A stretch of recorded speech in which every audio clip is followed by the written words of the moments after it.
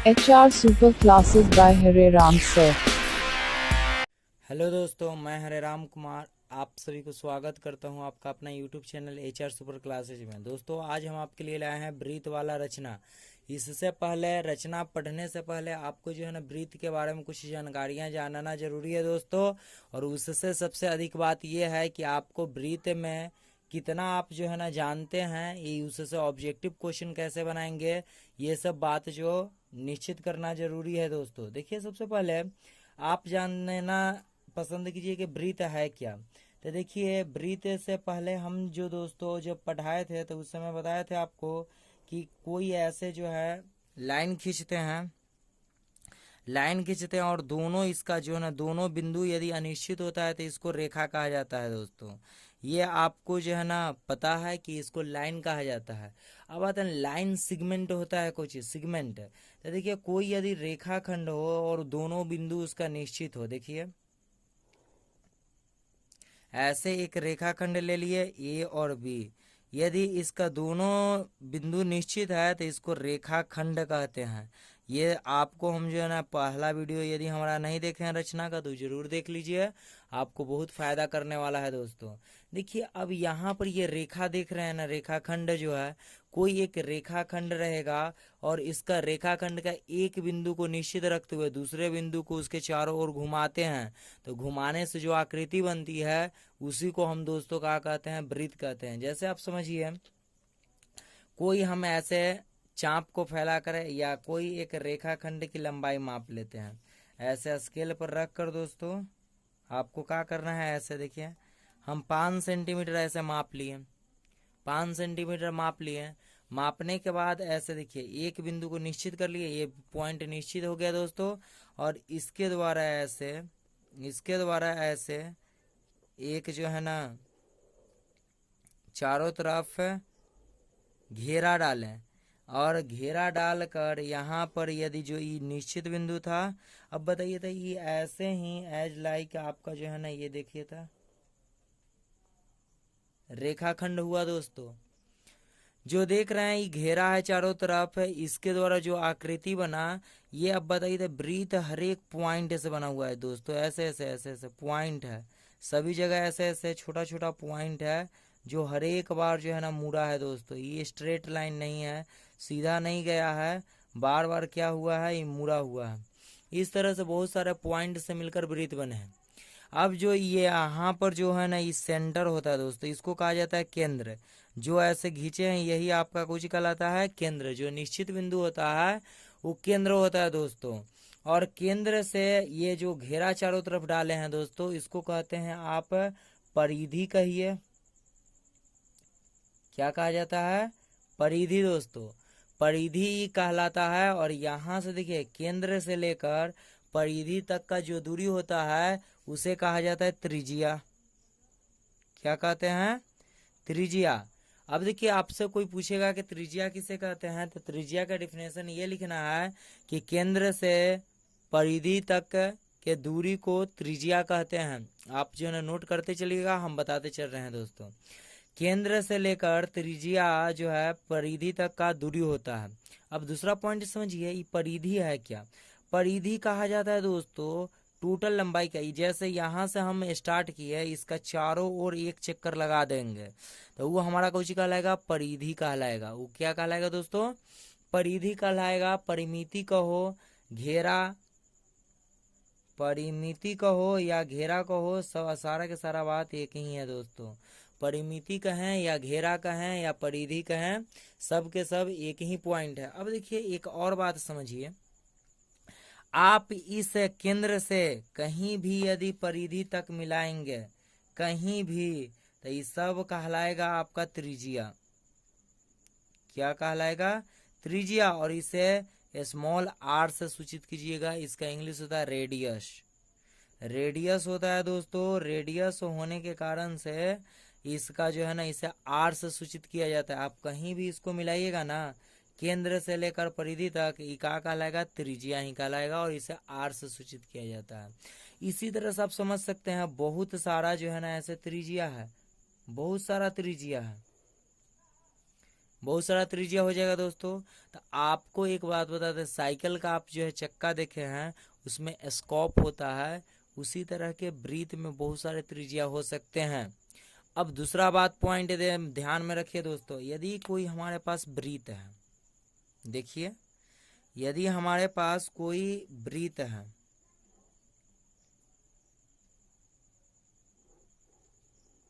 देखिए दोस्तों ये वृत्त हुआ, जहां ये निश्चित पॉइंट था, ये हो गया हमारा केंद्र, ये हो गया केंद्र। अब दोस्तों देखिए यदि वृत्त वृत्त से कहीं पर एक बिंदु पर ऐसे टच होकर, वृत्त में बहुत सारे बिंदु होते हैं, बिंदु से ऐसे टच होकर ऐसे यदि रेखा खींचा जाए, ऐसे देखिए ये रेखा खींचा जाए और बिंदु को छूकर एक बिंदु पर काटकर गुजर जाता है, तो इसको कहते हैं स्पर्श बिंदु, स्पर्श रेखा दोस्तों, स्पर्श है स्पर्श रेखा। और जहां पर ये बिंदु टच करता है उसको बोलते हैं स्पर्श बिंदु। आपको ये पॉइंट समझ में आ रहा होगा। यदि स्पर्श रेखा किसे कहते हैं, दम लिखते चलिए आप दोस्तों कॉपी पर, कि यदि किसी वृत्त को परिधि को एक बिंदु पर कोई रेखा प्रतिच्छेद करता है तो उसे क्या कहते हैं, स्पर्श रेखा कहते हैं दोस्तों। यदि किसी वृत्त के एक बिंदु पर जो स्पर्श करता है उसे रेखा को स्पर्श रेखा कहा जाता है। अब देखिए किसी वृत्त के एक बिंदु से ऐसे, अब देखिए ये भी क्वेश्चन पूछता है ऑब्जेक्टिव में दोस्तों कि कोई स्पर्श रेखा वृत्त के कितने बिंदु पर स्पर्श करती है, तो ये तो मात्र एक ही बिंदु पर स्पर्श करेगी। मगर अब यहाँ पर देखिए क्वेश्चन को ये पलट देता है, क्या करता है दोस्तों, ऑब्जेक्टिव आपका क्वेश्चन, हम तुरंत आपका क्वेश्चन लिख कर करवाएंगे। देखिए है का, किसी वृत्त के एक बिंदु पर बोलेगा, देखिए ये एक पॉइंट हो गया, बोलता है कि किसी वृत्त के, वो केंद्र वाला एगो वृत्त है, वृत्त के परिधि पर एक बिंदु पर कितने स्पर्श रेखा खींची जा सकती है। तो आपको हम बता देते हैं, देखिए दोस्तों ऐसे एक स्पर्श रेखा खींचे, स्पर्श रेखा अनेकों खींची जा सकती है दोस्तों। ये आपका ऑब्जेक्टिव में क्वेश्चन पूछता है कि किसी वृत्त के एक बिंदु पर कितने स्पर्श रेखा खींची जाती है। तो स्पर्श रेखा से जब भी क्वेश्चन आए तो ये आप जो है ना जरूर याद रखिएगा कि किसी वृत्त के एक बिंदु पर बहुत सारे स्पर्श रेखाएं खींची जा सकती है। यानी इसका देखिए आपको जो है ना यहाँ पर हम बनाकर दिखा दिए दोस्तों, यानी कि अनेकों रेखा होगा, अनेक स्पर्श रेखा, इसका आंसर होगा अनेक स्पर्श रेखा। आप समझ गए होंगे कि किसी वृत्त के एक बिंदु पर बहुत सारे हम स्पर्श रेखाएं खींच सकते हैं दोस्तों। ये ऑब्जेक्टिव आपका पूछता है एग्जाम में। दूसरा का बात है कि जो एक बिंदु पर प्रतिच्छेद करके वृत्त को जाता है उसे उसे कहते हैं क्या दोस्तों, तो उसे कहा जाता है स्पर्श रेखा, उसे कहा जाता है स्पर्श रेखा। अब ध्यान देने वाली बात यह है कि कोई स्पर्श रेखा है, ये तो हो गया स्पर्श रेखा के बारे में आप तो जान गए। स्पर्श रेखा में अब कोई किसी भी प्रकार की दिक्कत नहीं होगा कि किसी वृत्त को एक बिंदु पर प्रतिच्छेद करता है तो उसे स्पर्श रेखा कहते हैं। अब देखिए कोई हमारे पास एक वृत्त है, कोई एक वृत्त है दोस्तों, ये वृत्त हम लिख लिया, और वृत्त को यदि कोई रेखा दो बिंदुओं पर ऐसे प्रतिच्छेद होकर गुजरता है, ऐसे कोई रेखा, देखिए एक यहाँ पर बिंदु है, एक यहाँ पर बिंदु, यानी कि वो था यहाँ पर एक बिंदु P है और यहाँ पे एक बिंदु Q है। यदि कोई रेखा किसी वृत्त के दो बिंदुओं पर प्रतिच्छेद करती है ना, तो उसका नाम होता है छेदक रेखा। इसका नाम क्या होता है दोस्तों, इस रेखा को कहते हैं छेदक रेखा, छेदक रेखा। समझ गए। यदि किसी वृत्त के दो बिंदु पर कोई रेखा प्रतिच्छेद करेगा तो उसे क्या कहा जाता है, छेदक रेखा दोस्तों। यहाँ तक तो आपको बात एकदम समझ में आ गई होगी दोस्तों। अब बढ़ते हैं आगे। अब आगे आप देखिए आगे क्या बताने जा रहे हैं, एकदम गौर से सुनिएगा दोस्तों। ऑब्जेक्टिव के लिए ये आपको जो है ना सब वीवीआई क्वेश्चन है। फिर एक बार हम क्वेश्चन लिख कर और फुल डिस्कशन के साथ सारा करवा देंगे, मगर अभी आप समझते चलिए। देखिए कोई हमारे पास एक वृत्त है, ऐसे वृत्त बना लिए। आप कॉपी कलम लेकर हमारे साथ बनाते चलिए, तभी आनंद आएगा बनाने में। देखिए कोई एक वृत्त है, इसका केंद्र O हो गया। अब हम क्या बताते हैं कि इस वृत्त के दो बिंदु पर प्रतिच्छेद करके जा रहा है, तो उसे आप छेदक रेखा कह दिए। यदि कोई छेदक रेखा ऐसे होकर और केंद्र से डायरेक्ट होकर गुजर गया दोस्तों, केंद्र से होकर गुजरा, तो इसे देखिए यहाँ से और यहाँ तक के दूरी जो केंद्र से होकर गुजरा, दो बिंदु पर तब प्रतिच्छेद कर ही दिया। ये जो रेखा हो गया P से Q तक, इसके दूरी को व्यास कहते हैं। व्यास कहा जाता है दोस्तों। यानी कि वैसा छेदक रेखा जो वृत्त के केंद्र से होकर गुजरती है, उसे व्यास कहा जाता है दोस्तों। इसका नाम हो गया व्यास, इसे व्यास कहेंगे। अब तो ये आपको व्यास से समझ में आ गया। अब देखिए व्यास में एक बात और सीखने वाली है कि यहाँ अभी बताइए था, केंद्र से लेकर परिधि तक यानी O से लेकर P तक एक वृत्त का त्रिज्या है R है, और O से लेकर Q तक एक और वृत्त का त्रिज्या है। यानी कि क्वेश्चन का हुआ, आप समझिए, किसी भी व्यास जो होता है, किसी वृत्त के व्यास अपने त्रिज्या, उस वृत्त के त्रिज्या के दुगुनी होती है। उसकी लंबाई जो है उस वृत्त के त्रिज्या के दुगुनी होती है दोस्तों। यानी आप बोल सकते हैं व्यास को D से सूचित किया जाता है, तो D बराबर आप बोल सकते हैं कि 2R होता है।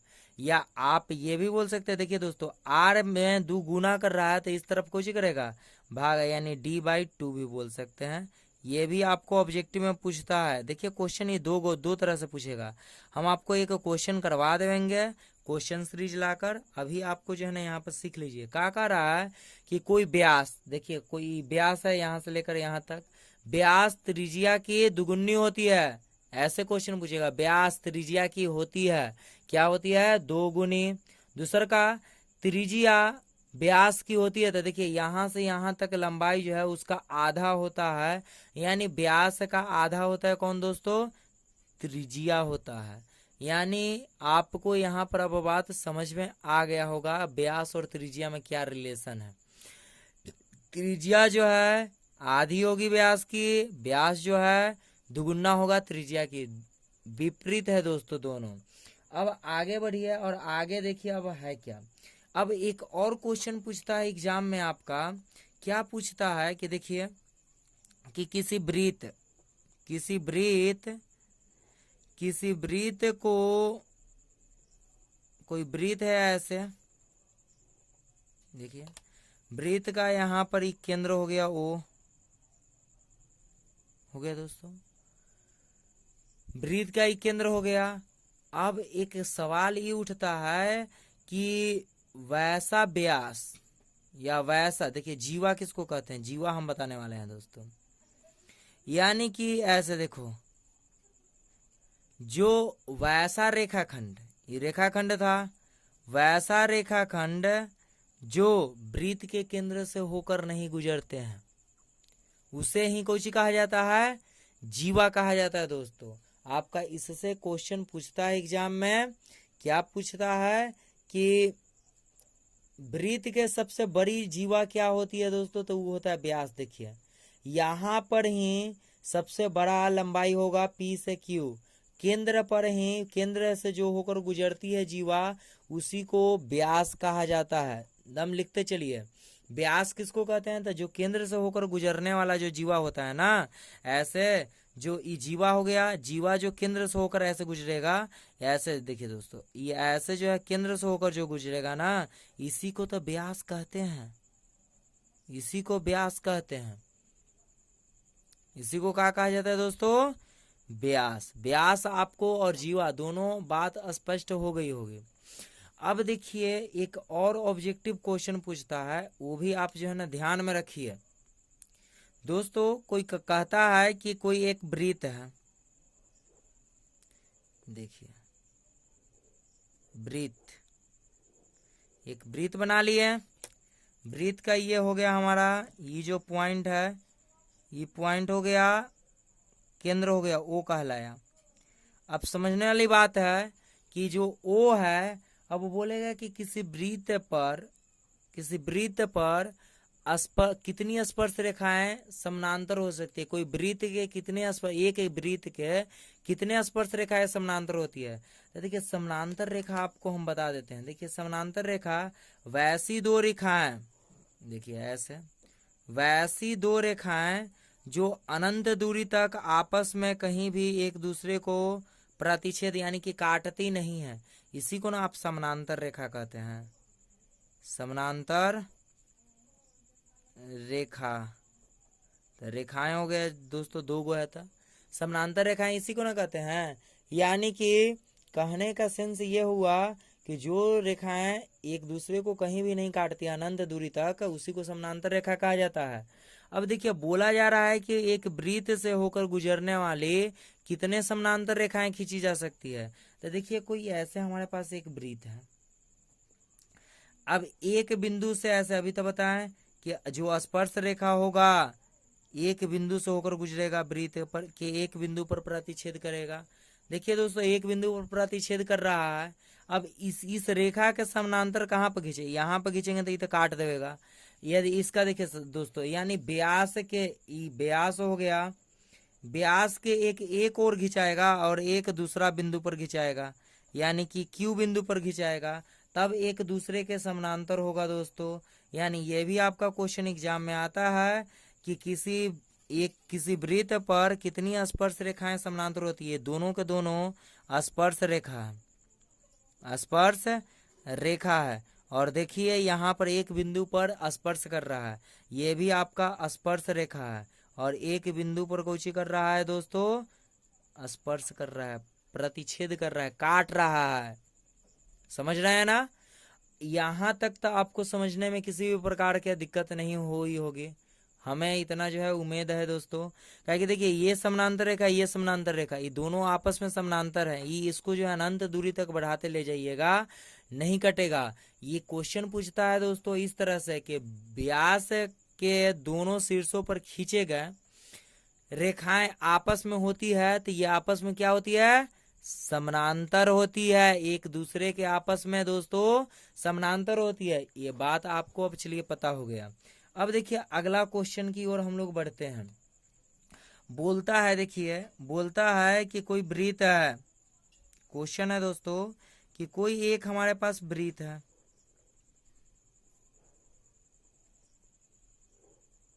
हो गया। यहाँ पर हमारे पास एक वृत्त है, वो इसका केंद्र हो गया। बोला जा रहा है कि वृत्त के कोई बाह्य बिंदु है, बाहर कोई बिंदु P स्थित है, तो इस बाह्य बिंदु से कितने स्पर्श रेखाएं खींची जा सकती है। इस वृत्त पर इस बाह्य बिंदु से कितने स्पर्श रेखाएं खींची जा सकती है, एकदम बेसिक से समझिए ना, काहे लगी टेंशन लिए हुए हैं। तो देखिए दोस्तों ये वृत्त है, एक वृत्त के बाह्य बिंदु से देखिए कितने स्पर्श रेखाएं खींची जा सकती है, आप ही बता सकते हैं। देखिए एक ऐसे स्पर्श रेखा खींच दिए जो यहाँ पर आर कहें या एस कहें या कुछ भी कहिए, जहां पर ये टच कर रहा है। दूसरा का देखिए, दूसरा का पॉइंट ऐसे, देखिए दूसरा का पॉइंट यहाँ पर क्यू पर जो है ना टच कर रहा है, इसी को ना स्पर्श रेखा खींच सकते। और तीसरा कोई स्पर्श रेखा हो सकता है, यदि हम ऐसे बीच में से ऐसे खींच देते हैं तो ये तो प्रतिच्छेद कर देगा, दो जगह काटेगा। ये ऐसे जाएगा दोस्तों तो प्रतिच्छेद करेगा, स्पर्श नहीं कहलाएगा। तो एक याद रखिए कि किसी भी वृत्त के बाह्य बिंदु से किसी वृत्त पर दो स्पर्श रेखाएं खींची जा सकती है। किसी वृत्त के बाह्य बिंदु से वृत्त पर दो स्पर्श रेखाएं खींची जा सकती है, दो से अधिक नहीं हो सकता है दोस्तों। यही स्पर्श रेखा है, ये और ये दोनों, एगो PQ और QR।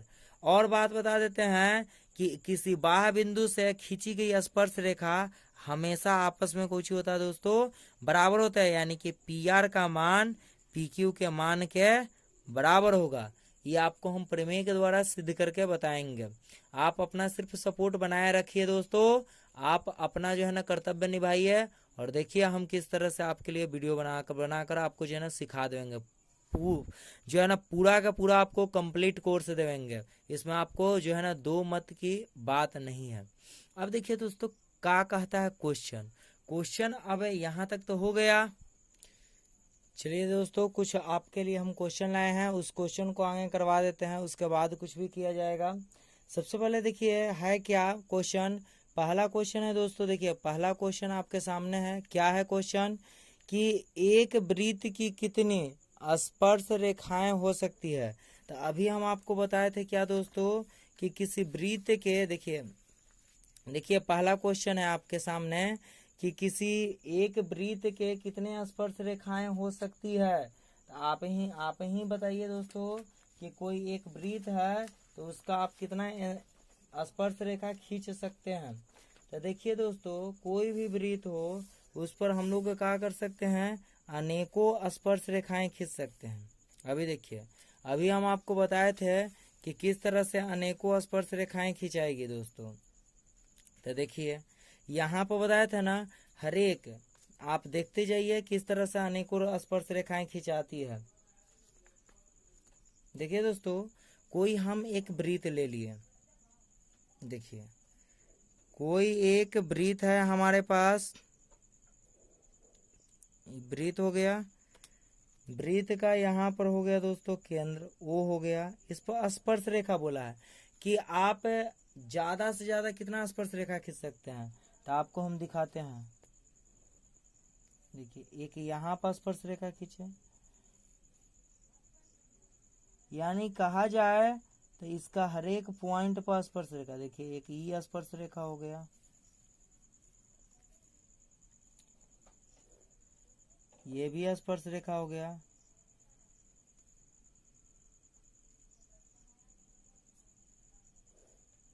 ये भी स्पर्श रेखा हो गया दोस्तों। आप देख रहे हैं ना, यानी किसी वृत्त पर बोला जाए कि कितने आप स्पर्श रेखा खींच सकते हैं, तो इसका आंसर क्या होगा, अनेकों। क्या होगा दोस्तों, अनेक स्पर्श रेखा खींच सकते हैं। कोई एक वृत्त पर कितनी स्पर्श रेखा खींची जा सकती है, तो इसका आंसर आपका हो गया दोस्तों कुछ अनेक। इसका आंसर हो गया अनेक, सी हो गया दोस्तों। सी इसका राइट आंसर है, सी इसका राइट आंसर हो गया। आप इसमें जो है ना टिक लगाएंगे किसको, तो सी को लगाएंगे, सी आपका राइट आंसर हो गया। समझ रहे हैं। अब उसी तरह से देखिए दूसरा क्वेश्चन है। दूसरा क्वेश्चन क्या कर रहा है कि वृत्त की व्यास त्रिज्या की होती है। तो अभी आपको हम जस्ट बताए थे दोस्तों, क्या बताए थे कि देखिए यहाँ पर हमारे पास वृत्त है, वृत्त है, देखिए दोस्तों वृत्त है। ये बोल रहा है कि वृत्त का गुणी इनमें से कोई नहीं, नन ऑफ दीज। आप बताइए, देखिए यहाँ पर हम बताए थे कि वृत्त का व्यास यहाँ से लेकर यहाँ तक के दूरी को व्यास कहते हैं। अब बताइए तो इसमें कै गो त्रिज्या मिल रहा है, एक का एक, दो गो। तो ये क्या होता है कि वृत्त की त्रिज्या की दुगुनी होती है व्यास। देखिए व्यास जो है वृत्त की त्रिज्या की दुगुनी होती है। क्वेश्चन जो है ना दोस्तों VVI है आपका, ये सब लिखते चलिएगा। आंसर हो गया इसका 2 गुनी। तीसरा क्वेश्चन आपको क्या बोल रहा है कि किसी वृत्त, किसी स्पर्श रेखा किसी वृत्त के कितने बिंदु पर प्रतिच्छेद करती है। कोई स्पर्श रेखा जो है कोई वृत्त के कितने बिंदु पर प्रतिच्छेद करेगी। तो देखिए आप ही बताइए, तो ये स्पर्श रेखा जो है यहाँ पर कै गो बिंदु है दोस्तों, एक स्पर्श रेखा कितना पर करेगा। तो अब देखिए इसमें एक छूट गया, एक लगा दीजिए।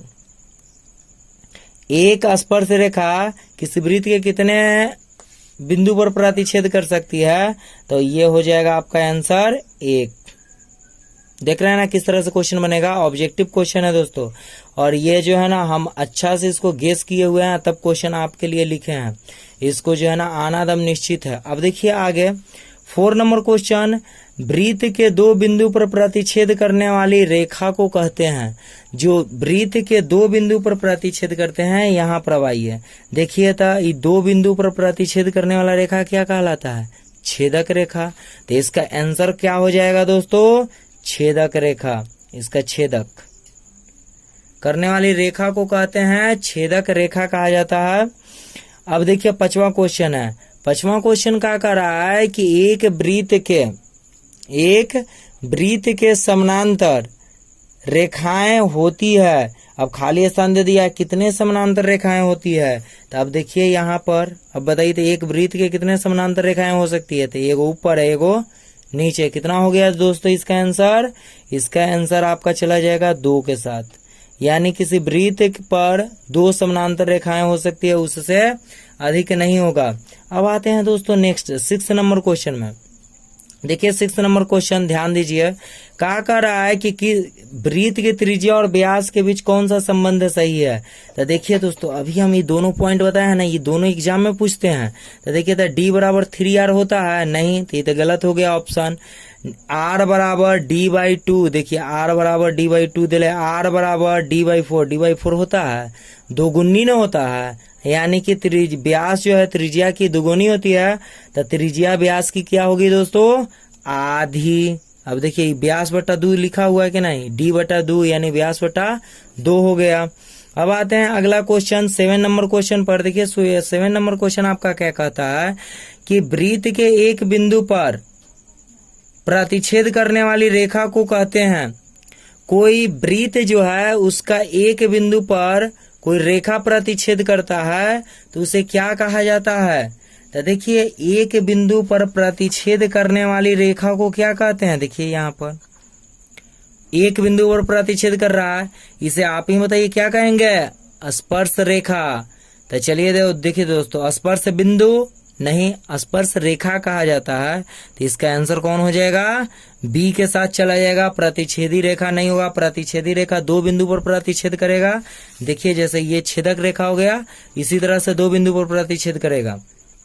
अब अगला क्वेश्चन पे आते हैं। देखिए क्वेश्चन नंबर 8 बहुत ही इंपॉर्टेंट है दोस्तों। वृत्त के बाह्य बिंदु से कितनी स्पर्श रेखाएं खींची जा सकती है? कोई वृत्त के बाहर कोई बिंदु है, उससे कितनी स्पर्श रेखाएं खींच सकते हैं? तो देखिए था, वृत्त के बाहर से कितने स्पर्श रेखाएं खींच सकते हैं दोस्तों? तो ये हो गया आपका 2। कितने स्पर्श रेखाएं? तो 2 गो स्पर्श रेखा आप खींच सकते हैं। तीसरा आपसे नहीं खिंचाएगा, कोई भी नहीं खींच सकता है। देखिए 9th नंबर क्वेश्चन, सकेंद्रीय वृत्त की कितनी केंद्र होती है? सकेंद्रीय वृत्त की कितनी केंद्र होती है? 1, 2, 3 या अनेक? सबसे पहले ये क्वेश्चन आपके लिए नया है। सकेंद्रीय वृत्त होता है क्या? तो देखिए सकेंद्रीय वृत्त के बारे में आपको हम बता देते हैं, नहीं जानकारी है तो वैसा वृत्त, देखिए एक ऐसे हम वृत्त खींच लिए दोस्तों, वैसा वृत्त जिसका केंद्र यहाँ पर इसका केंद्र था, ये केंद्र हो गया, वो इसका केंद्र था, यहां से खिंचाया।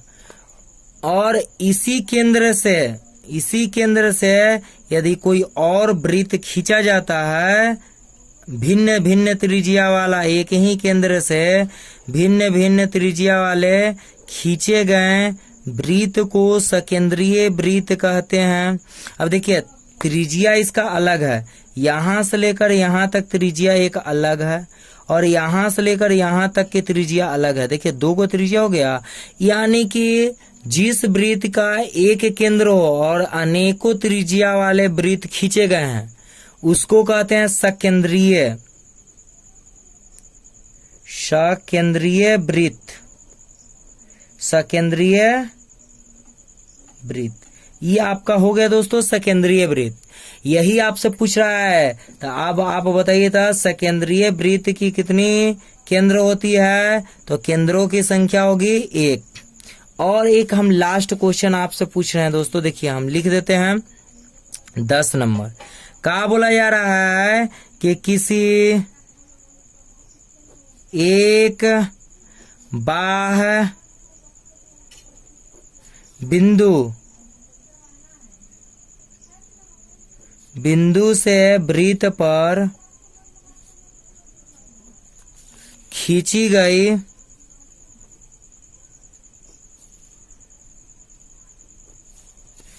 स्पर्श रेखाएं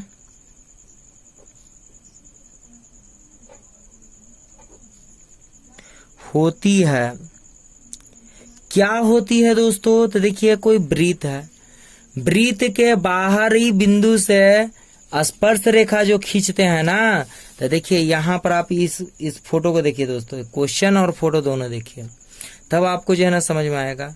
क्वेश्चन आपका ये है कि किसी वृत्त के बाह्य बिंदु से किसी एक बाह्य बिंदु से वृत्त पर खींची गई स्पर्श रेखाएं होती है।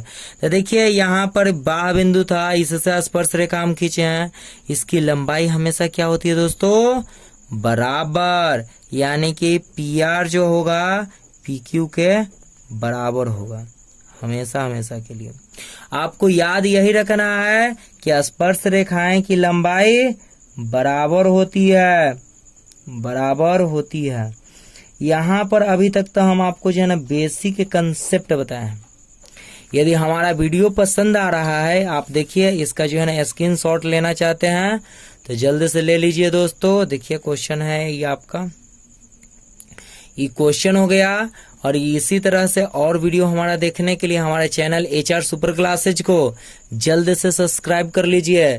ऐसा ना कि देर हो जाए दोस्तों, और आपको जो है ना ये सारा क्वेश्चन जो है ना यही क्वेश्चन पूछ दे एग्जाम में, तो आपका 10 नंबर ऐसे ही छूट जाएगा दोस्तों। अभी तो हम इसमें जो है ना बताए नहीं है कि कंस्ट्रक्शन कैसे करना है, अभी सिर्फ आपका जो है ना आज बेसिक क्लास दिया गया दोस्तों। बेसिक क्लास के तहत आपको हमारा वीडियो पसंद आया ना तो एक लाइक जरूर कर दीजिए और शेयर करना मत भूलिएगा दोस्तों। तब हम जाकर फिर दूसरा पार्ट लेकर इसका आने वाले हैं जल्द से जल्द। थैंक यू दोस्त।